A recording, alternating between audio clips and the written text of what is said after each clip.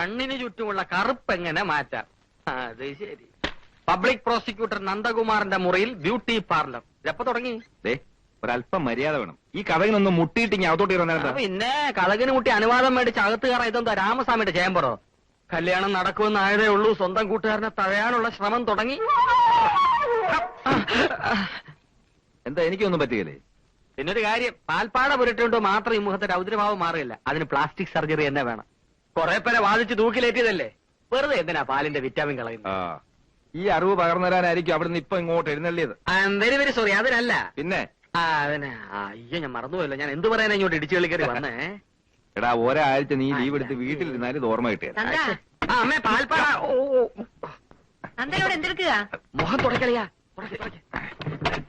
എന്താ രണ്ടും കൂടി ഇതിനകത്തുണ്ടായിരുന്നോ? ജമാൽ എത്ര നേരമായി ഇവിടെ വന്ന് കാത്തിരിക്കുന്നു? അയ്യോ, അത് പറയാനാ ഞാൻ ഇങ്ങോട്ട് വന്നത്. സാറിന്റെ ഗുമസ്തൻ ഗുലുമാലി ജമാല് കാണാൻ വന്നിരിക്കുന്നു. ഇന്നത്തെ ദിവസം പോക്ക. ആർക്ക്? അല്ല, എന്റെ.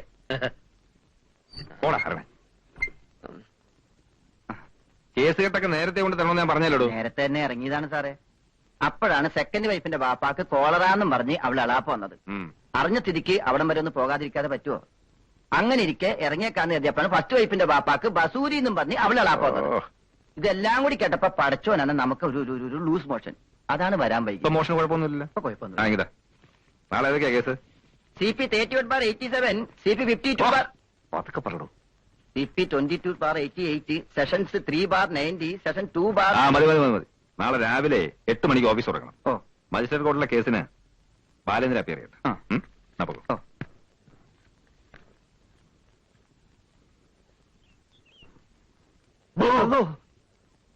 താൻ പബ്ലിക് പ്രോസിക്യൂട്ടർ നന്ദകുമാറിന്റെ ഗുമസ്തനായിരിക്കാം, പക്ഷെ അങ്ങേര് മാത്രം താമസിക്കുന്ന വീടല്ല ഇത്. കേസ് കെട്ട് ഡിസ്കസ് ചെയ്യണമെങ്കിൽ അത് വക്കീൽ ആഫീസിലോ കോടതി തിണ്ണയിലോ വെച്ച് ആയിക്കോണം. ഒരു നിസ്സാരനായ വക്കീൽ ഗുമസ്തനായ താൻ ഒരു ബെഞ്ച് ക്ലാർക്കായ എന്റെ വീട്ടിൽ ഇങ്ങനെ എപ്പോഴും പിച്ചക്കാരനെ പോലെ കയറി ഇറങ്ങുന്നുണ്ടാൽ ആളുകൾ തെറ്റിദ്ധരിക്കോളൂ. അത് നമ്മളാണല്ലേ, പെണ്ണൊന്നും അല്ലല്ലോ. പോമരട്ടെ, അതൊക്കെ അന്വേഷണ കമ്മീഷന്റെ റിപ്പോർട്ട് വന്നിട്ട് തീരുമാനിക്കാം. താനിവിടെ വരുന്ന എനിക്ക് ബുദ്ധിമുട്ടാ. ആരുടെയും സ്വാധീനത്തിൽ വീഴാത്ത സത്യസന്ധനായ ഒരു ബെഞ്ച് ക്ലാർക്കാണ് ഞാൻ. അതെനിക്കറിയാടോ. അറിയാം. സാറും നന്ദകുമാർ സാറും 10ാം ക്ലാസ് വരെ ഒരുമിച്ച് പഠിച്ചവരാണെന്നും നന്ദകുമാർ സാറിന്റെ വിദ്യാഭ്യാസ രേഖ ഇടയ്ക്ക് വെച്ച് മുറിയാതിരുന്നതുകൊണ്ട് അദ്ദേഹം പഠിച്ച് വലിയൊരു വക്കീലായെന്നും ക്ലാസ്മേറ്റായ ഉണ്ണിത്താൻ സാറിനെ വിധി ഒരു ബെഞ്ച് ക്ലർക്കാക്കിയെന്നും വാദി പ്രതി സാക്ഷി വ്യത്യാസമില്ലാതെ കോടതി വരാതെ പറയണേ നമ്മൾ കേട്ടിട്ടുണ്ട്. അത് ഞങ്ങളും ഇപ്പോഴും ഒരു എടാ പോടാ ബന്ധമാണുള്ളത്. പണ്ടുണ്ടതും പാളയെ തൂറിയതുമായ ചരിത്രം പറഞ്ഞ് പ്രഗത്ഭനായ ഒരു പബ്ലിക് പ്രോസിക്യൂട്ടറിന്റെ കൂടെ നിസാരനായ ഒരു ബെഞ്ച് ക്ലർക്ക് ഇങ്ങനെ പതയടിച്ചു കഴിയുന്നത് പ്രോട്ടോകോളിൽ ചേർന്നതല്ലെന്നേ ഞമ്മക്ക് പറയാനുള്ളൂ. ബെഞ്ച് ക്ലർക്ക് ബെഞ്ചിൽ ഇരുന്നാ മതി, മേശപ്പുറത്ത് കയറണ്ട.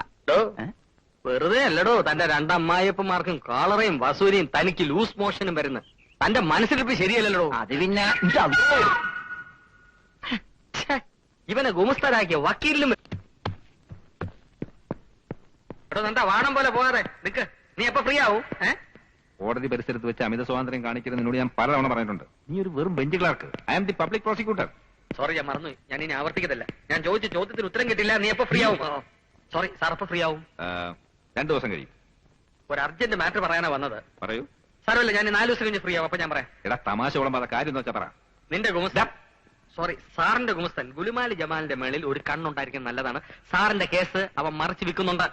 എന്റെ പ്രൊഫഷണൽ ഡീറ്റെയിൽസ് ഒന്നും തൽക്കാലം ഇടപെടണ്ട. അത് ഞാൻ തന്നെ നോക്കിക്കോളാം. ഓക്കെ? സോറി, ഗുലുമാല തന്നെ വിളിക്കുന്നു. താനല്ലോ തോന്നുന്നു. ആരാധനാലയങ്ങൾ ഇടിച്ചു പൊളിക്കാൻ 6 അംഗ കമ്മിറ്റിയെ നിയോഗിച്ചിരിക്കുന്നു. രാവിലെ ഉള്ള ചായ തന്നൂടെ? ചായ തന്നൂടെ വസന്തകോകിലെ? വിളിച്ചത്ത കൊണ്ടുവരുന്നു. എന്താ? അല്ല, ചായ വേണോന്ന് പറഞ്ഞായിരുന്നു. അല്ല, ചാരായം വേണോന്ന് പറഞ്ഞ പോലെ തോന്നി. അത് തോന്നലായിരിക്കും. അത് ശരി, ഒന്ന് പിടിച്ചേ. ഒന്ന് കാലിങ്ങോട്ട് മാറ്റോ, ഒന്നിങ്ങോട്ട് മാറ്റോ.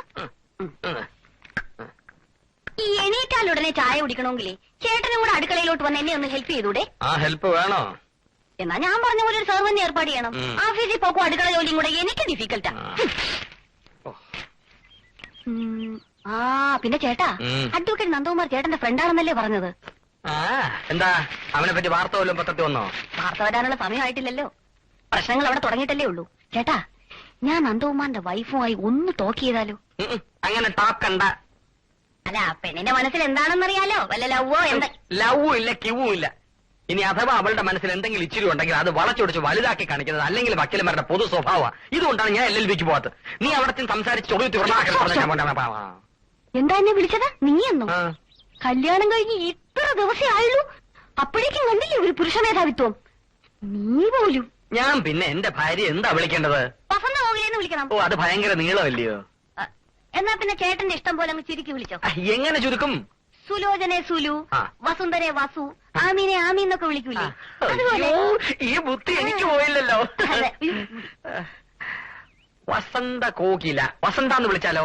അയ്യോ അത് വേണ്ട, അത് കോഴികൾക്ക് വരുന്ന ഒരു അസുഖം. കോകിലെന്ന് വിളിച്ചാ? അയ്യോ അത് വേണ്ട, നിന്റെ ശബ്ദം വെച്ച് നോക്കുമ്പോ ഒട്ടും ശരിയാവൂല. ഞാൻ ഒരു കാര്യം ചെയ്യാം, ആദ്യത്തെ അവസാനത്തെ അക്ഷരം ഒഴിച്ച് ബാക്കിയെല്ലാം കളയാം.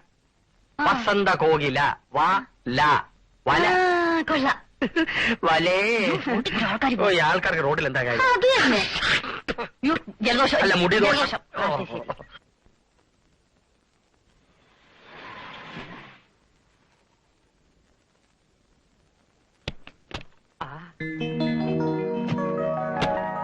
വലയത് ആരാ വന്നിരിക്കുന്നത് നോക്ക്. കാർമേഘം ഒഴിഞ്ഞ് ആകാശം തെളിഞ്ഞു തോന്നല്ലോ. വരൂ വരൂ, അകത്തേക്ക് വരൂ. വാ. ഓക്കെ, വരൂ അകത്തോട്ടിരിക്കാം. ഇരിക്കേ. ഞങ്ങൾ ഇന്നലെ അങ്ങോട്ട് വരുന്ന കാര്യത്തിനെ കുറിച്ച് സംസാരിച്ചതേ ഉള്ളൂ. ആര് സംസാരിച്ചു? ചേട്ടൻ. ഓ, ഞാനങ്ങ് മറന്നുപോയി. അപ്പൊ ചേട്ടൻ പറഞ്ഞു നിങ്ങൾ ഇങ്ങോട്ട് വന്നിട്ട് പിന്നെ ഞങ്ങൾ അങ്ങോട്ട് വന്നാൽ മതിയെന്ന്. അല്ലല്ല, നമ്മൾ അങ്ങോട്ട് എന്നിട്ട് അവർ ഇങ്ങോട്ട് വന്നാൽ മതി. അത് തന്നെയാണ് ഞാനും പറഞ്ഞത്. ഇങ്ങേരുടെ ഒരു മുടിഞ്ഞ മറവി. രോഗം ഒരു കുറ്റമാണോ? രോഗം ഒരു കുറ്റമാണോ? ഏതായാലും ഞങ്ങളുടെ കടം തീർന്നല്ലോ, ഇനി നിങ്ങൾക്ക് അങ്ങോട്ട് വരാമല്ലോ. പിന്നെന്താ, അങ്ങോട്ടോ ഇങ്ങോട്ടോ ഒന്ന് ഇറങ്ങാൻ പരിചയക്കാരുടെ വീടില്ലാതെ ശ്വാസം മുട്ടി ഇരിക്കുകയായിരുന്നു ഞാനും ചേട്ടനും. അല്ലേട്ടാ? വല ചിലക്കാണ്ടിരി, ഇവർക്കും എന്തെങ്കിലും പറയാനുണ്ടാവും. വലേ? അതെ, വസന്ത കോകില, നീളം കുറച്ച് വല. തുടങ്ങിയാ പിന്നെ ചീഫ് മിനിസ്റ്റർ വണ്ടി പോലെ നിർത്താൻ പാടാ. ഭയങ്കര തമാശക്കാരനാ, അതുകൊണ്ട് എനിക്കിവിടെ ബോറടിയില്ല. മിസ്സസ് നന്ദകുമാർ എന്താ ഒന്നും മിണ്ടായിരിക്കുന്നേ? അതിന് നീ ഒരു ഗ്യാപ്പ് കൊടുത്തിട്ട് വേണ്ടേ? ആതിരെ ഇതുപോലെ കൂടുതൽ സംസാരിക്കുന്ന കൂട്ടത്തിലല്ല, പിന്നെ എല്ലാരുമായിട്ടും പരിചയമായി വരുന്നല്ലേ ഉള്ളൂ. അയ്യോ, ഹണിമൂൺ ട്രിപ്പ് ഒന്ന് പ്ലാൻ ചെയ്തില്ലേ? ഈ തൊട്ടാവാടിയെ വേറൊരു സ്ഥലത്തുനിന്ന് പറിച്ചു നട്ടല്ലേ, അതിന്റെ വാട്ടം ഒന്ന് മാറിയിട്ട് പോവാന്ന് വെച്ചു. അറിയാ, ഒരു മാസത്തെ വെക്കേഷൻ ഇപ്പൊ കോടതി അടയ്ക്കുമല്ലോ, അപ്പൊ ഒരു വിചാരണ പ്ലാൻ ചെയ്യണം. അയ്യോ, എന്നാ നമുക്കും കൂടെ ഒരു വിചാരണ പ്ലാൻ ചെയ്യാല്ലേട്ടാ? അയ്യോ വേണ്ട, വാദി പ്രതിയാവും. വന്നിട്ട് ഇത്രയും നേരമല്ലേ, ഇവർ കുടിക്കാൻ എന്തെങ്കിലും കൊടുത്തോ? അയ്യോ, ഞാൻ ഇപ്പൊ അത് ഓർത്തതേ ഉള്ളൂ. ചേട്ടാ വന്ന് തേങ്ങ തിരുവിത്താ, ഞാൻ അവര് നനയ്ക്കാം. തേങ്ങ ചെല്ല് ചെല്ല്. ഇവരിരിക്കുന്നെന്നും പറഞ്ഞ് നാണിക്കൊന്നും വേണ്ട. വിവാഹ ജീവിതത്തിൽ ഭാര്യയ്ക്കും ഭർത്താവിനും തുല്യ സ്ഥാനമാ, അല്ലെന്ന് നന്ദേട്ടൻ പറയട്ടെ. തീർച്ചയായും. വന്നേ, നമുക്ക് അടുക്കളയപ്പോ. എന്തോ ഒരു വല്ലാത്ത മണം, കരിഞ്ഞ മണം വരുന്നല്ലോ. എന്റെ ഹൃദയം കരിഞ്ഞ മണമാണ്. ഇത് ഹൃദയമല്ല, അതിന്റെ തുണി കരിഞ്ഞ മണമാണെന്നാ തോന്നുന്നത്. അയ്യോ, എന്റെ ചുരിദാർ തേക്കാൻ വന്നിട്ട് പെട്ടി ഓഫ് ചെയ്തില്ലേ? അയ്യോ, ഞാൻ മറന്നുപോയി വലേ. എനിക്ക് വയ്യ ഇയാളെ ഒരു മറവി. സാധാരണ എല്ലായിടത്തും ഭാര്യയാണ് ഭർത്താവിന് ഇസ്തിരി ഇട്ട് കൊടുക്കുന്നത്, ഇവിടെ നേരെ തിരിച്ച. ഒരു ചുരിദാറിന് പകരം നിനക്കാൻ 9 ചുരിദാർ മേടിച്ചു തരാൻ വലെ, ഒരു സുബേദാരം കൊണ്ടുതരാം വലയ്ക്കാൻ. നമ്മുടെ കല്യാണം കഴിഞ്ഞ് 3 ദിവസം കഴിഞ്ഞായിരുന്നല്ലോ ഇവരുടെ കല്യാണം, എന്നിട്ടും അവർ തമ്മിലുള്ള അടുപ്പം കണ്ടില്ലേ. പാചക കാര്യത്തിൽ എന്റെ ഹെൽപ്പ് എന്തെങ്കിലും വേണമെങ്കിൽ പറയാൻ മടിക്കണ്ട, ഞാൻ വന്നിരിക്കും. ഓക്കെ? അതൊന്നും വേണ്ട, ആണുങ്ങൾ അടുക്കള കയറുന്ന എനിക്കില്ല. ഞാൻ വെക്കുന്നത് കുറ്റം പറയാതെ കഴിച്ചാ മതി.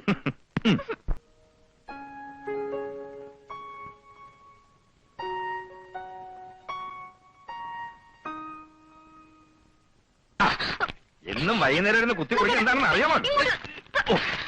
അങ്ങനെ ഇപ്പൊ അറിയണ്ട. ഒരാളുടെ പേഴ്സണൽ ഡയറി വായിക്കുന്ന ശീലം അത്ര നല്ലതല്ല. വലിയ വക്കീലായിട്ട് ഇതൊന്നും അറിയില്ലേ? നമ്മളിടയിൽ എന്തോന്ന് പേഴ്സണൽ. ഇരുമയാണെങ്കിലും നമ്മളൊറ്റ കരളല്ലേ, നീ എന്റെ ജീവനല്ലേ. അത് വേ ഇത് വേ, അതുകൊണ്ട് ഇപ്പൊ ഇങ്ങോട്ട് കൈ കടത്തണ്ട. അപ്പോ പിന്നെ എപ്പോ കൈ കടത്താം? പറയാം. ഒരു മുതുമുത്തശ്ശനായി പള്ളിയൊക്കെ കൊഴിഞ്ഞ് വടിയും പിടിച്ചു നടക്കുന്ന ഒരു വയസ്സനായി നന്ദേട്ടൻ ഏതെങ്കിലും മൂലയ്ക്ക് കുത്തിയിരിക്കുമ്പോ ഞാൻ അടുത്തു വരാം. അന്ന് നമുക്ക് ഒരുമിച്ചിരുന്ന് ഡയറി വായിക്കാം. മറക്കണമെന്ന് കരുതിയതും ഓർമ്മിക്കാൻ പാടില്ലാത്തതുമായ പലതും ഇതിലുണ്ടാവും. അന്ന് കിട്ടുന്ന ആ സുഖം ഇന്നിത് വായിച്ച പിന്നെ കിട്ടിയെന്ന് വരില്ല. അതുകൊണ്ട് അന്ന് വായിക്കുന്നതല്ലേ സുഖം. ഓ, മതിയെങ്കി മതി.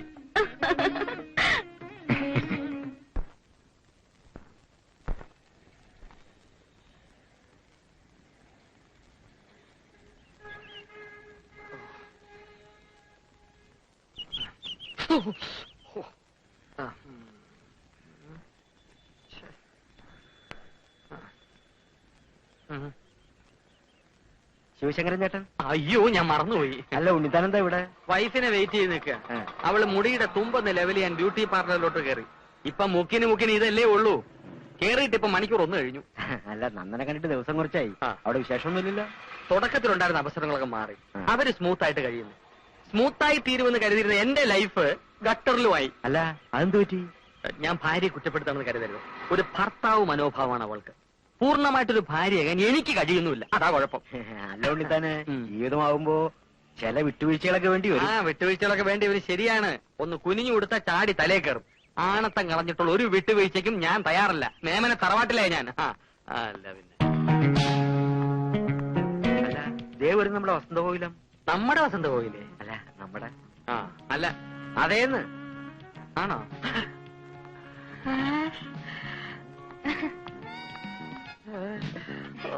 നമുക്ക് പോവാൻ ചേട്ടാ.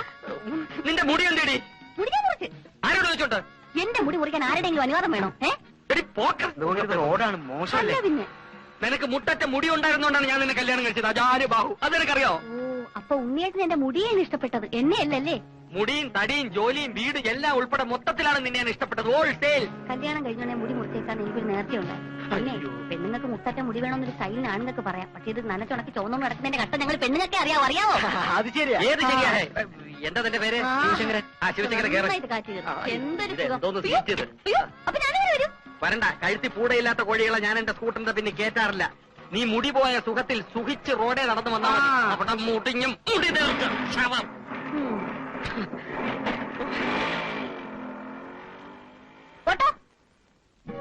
സത്യം പറഞ്ഞാൽ ഒരു വിവാഹ ജീവിതത്തെ കുറിച്ച് ആലോചിക്കുമ്പോ എനിക്ക് ആശങ്കയുണ്ടായിരുന്നു. എന്താ ആശങ്ക?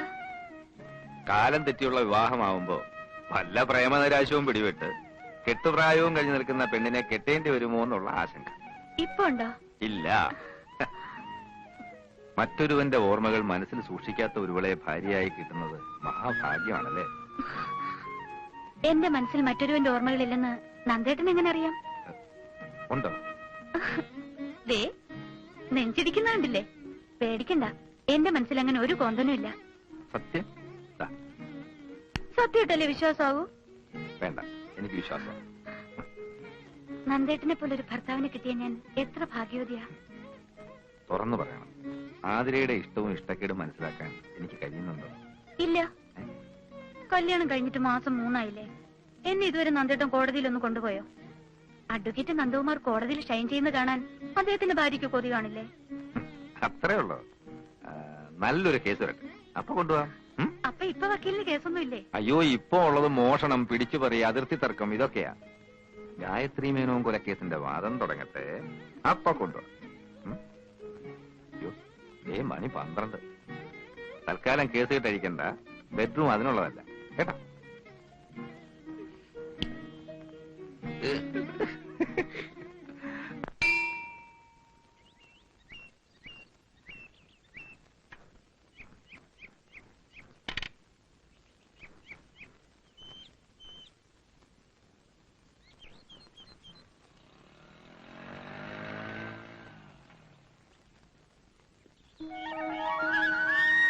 ഞാൻ വീട്ടിൽ പോയിട്ട് വരിക. അമ്മ പറഞ്ഞു നിങ്ങൾ ഇങ്ങോട്ട് പോന്നിട്ടുണ്ടെന്ന്. വക്കീലെന്തി വഴി തള്ളിട്ട് പോയാ? അങ്ങനെ വഴി തള്ളിട്ട് പോകുന്ന വക്കീലല്ല, ഇവിടെ അടുത്തൊരു കൂട്ടുകാരന്റെ വീട്ടിൽ പോയതാ. ഇപ്പൊ എത്തും. എത്തിയല്ലോ. എന്റെ അമ്മോ, ഭയങ്കര ആയുസാ. തല്ലി കൊന്നാലും ചാവൂല. നന്ദേട്ടാ, നമുക്ക് ഓഫീസിലൊന്ന് കയറാം. എനിക്ക് മിസ്സിസ് ആതിര നന്ദകുമാറിന്റെ ചെറിയൊരു ഹെൽപ്പ് വേണം. പണ്ടാണെങ്കിൽ ആരോടും ചോദിക്കാതെ പറയാതെ വിളിച്ചോണ്ട് പോകാമായിരുന്നു. ഇനിയിപ്പോ അത് പറ്റില്ലല്ലോ. അതിനെന്താ, നമുക്ക് പോകാലോ അല്ലേ? വന്നോന്ന് ആതിര നന്ദകുമാറിന്റെ ഹെൽപ്പ് ഇല്ലാതെ പറ്റില്ല എന്നായിട്ടുണ്ടല്ലേ? ഇങ്ങോട്ട് മാറി. ഇനി ഇപ്പൊ ഓസിനൊന്നും പറ്റില്ല. അത് ശരിയാ. ജോലി ചെയ്യണമെങ്കിലേ ന്യായമായിട്ടുള്ള പേയ്മെന്റ് തന്നെ തരേണ്ടി വരും. പേയ്മെന്റ് തന്നില്ലെങ്കിലും മൈൻഡ് അങ്ങ് പേ ചെയ്തേക്കാം. മതിയോ? നിങ്ങൾ വിട്ടോ, ഞാൻ ബൈക്ക് വന്നോളാം.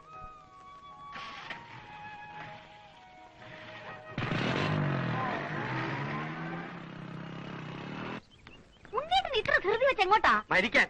കോടതിയിലോട്ട്. അല്ല പിന്നെ എങ്ങോട്ടാ? എന്നെ എന്റെ ഓഫീസിൽ ഇറക്കി വിട്ടിട്ടല്ലേ ഉണ്ണിയേട്ടൻ പിന്നെ പോകുന്നത്? പതിവ് ഞാൻ നിർത്തി. തോന്നുന്നു നിർത്താൻ എന്താ സർക്കാരിന്റെ ആനുകൂല്യമാണോ?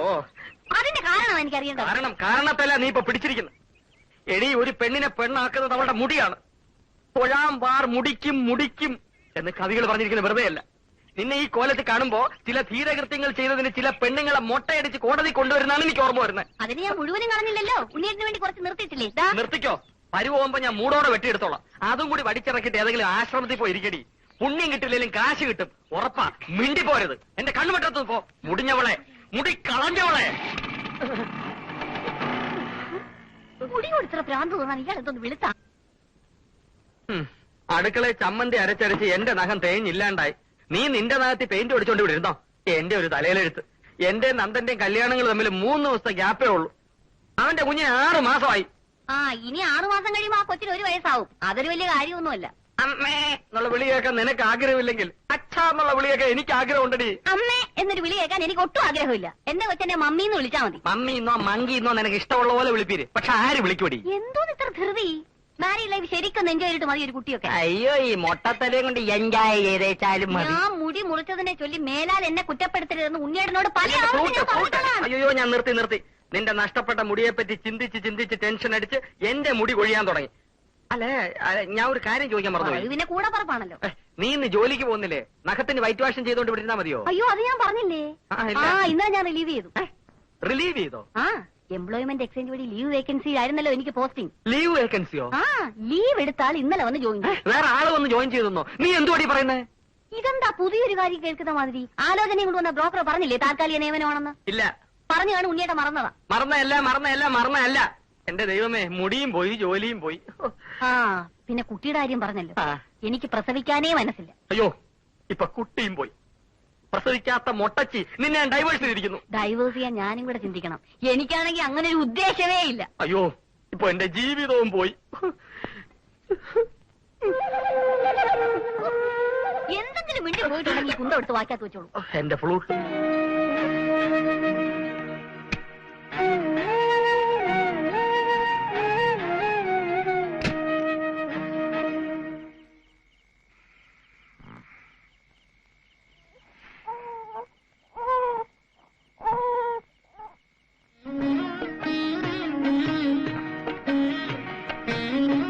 നിന്നെയും കൊണ്ടേ ഞാൻ പോകുന്ന നന്ദേട്ടൻ എന്താ വാശി പിടിക്കാഞ്ഞത്?